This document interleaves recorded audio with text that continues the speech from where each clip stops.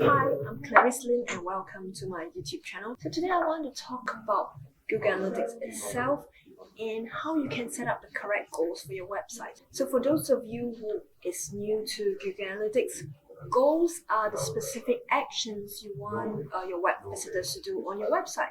So before we go into the technical bits on what kind of goals you can be tracking on your website, let's take a look at what is the overarching goal that you want to be aligning to your business. When you look at your business in general, so there are two things you want to categorize them into the actions. One is people handing money to you, and this is the final step, and this is ultimately what you want everyone who comes to your website to be doing, giving you money. So the other action are, for example, when your customers are doing their research, when they are doing their comparison, when they want to find out what's your business doing, what are the values, what are the mission of your business. So these are the different actions you want to be tracking. So for example, if they're finding out a bit more about your product A, they're clicking on that button to find out more. Okay, you know that they're interested in product A. Or for example, if they submitted a contact form, an inquiry, you want to be tracking that particular action when they've completed the action of clicking the button, of sending the message to you. So the other thing you can be tracking is if you have an e-commerce website, you can be tracking different things. Like for example, if someone has filled up the shipping, all the contact details, or they have viewed the confirmation page of the orders before clicking on the step. So these are a lot of things that you can be tracking. So you want to know why these people change their mind and decide to buy or not buy from you. So this is very crucial. So now you know exactly what are the two types of goals you can be tracking. You can go into the specific technical parts, which are the 4 types of goals technically you can implement on your website. First, that's the page goal.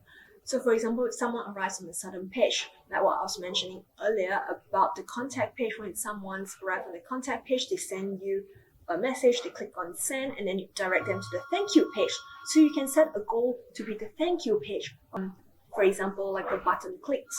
So if you, for example, you have a video that you want people to be watching, have they click on a button, or they click pause, or if they click on a certain button to learn more about certain products, so you can track those button clicks, or even like scroll clicks. For example, if you have a blog post, you want to measure if they've scrolled to at least 75% of the page, so it shows that people are reading those blog posts. So these are little actions that you can take to track people's intention or how interested they are in the customer research journey before ultimately handing out their money. And the third thing you can be tracking is you want to track how many pages are people visiting on your website. So for example, if they're visiting 3 to 4 pages, or if they're visiting up to 8 pages, you know this person is doing thorough research on your website. Maybe they're looking at the home page, looking at the product page, looking at the testimonials, looking at your blog post. So you know this someone has shown a very high intention, high interest in buying your product. So this is a hot lead. So if you have more people visiting more pages on your website, it means that you're getting more and more relevant prospects or warm leads coming to your website. So this is a good sign. And then from there, and then you can start tracking, see how many of those people actually send an email to you or bought something from your website. The fourth thing that you can track is the duration. So if someone is on your website for a minute or so, or 2 minutes or 3 minutes, that's also a good indicator. So the longer that they are staying on your website, it means that they're interested to know more. It's basically like if you go to a shopping mall and then you spend a lot of time there, you're browsing through different things. So this shows a high intention. Maybe they might not be buying now, but they could be buying like next week, next month, or in a couple of months' time.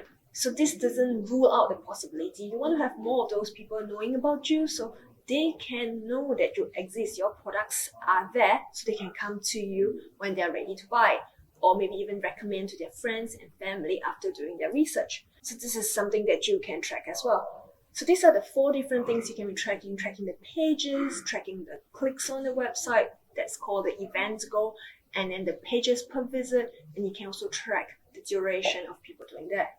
And you can also track the duration of how long people stay on your website. Oh yes, before I forget, is that you might also want to look at how you're setting the cookies. So in general, if someone's on your page but they want to do something and then they come back later, so technically speaking, if you can set those cookies to how long they expire. So for example, if they're still there after 30 minutes and there's been no action taken, so it could time out So this doesn't necessarily mean this person was looking at your website for 30 minutes, but rather more of like, they had this page open and they went to do something else and they forgot about it.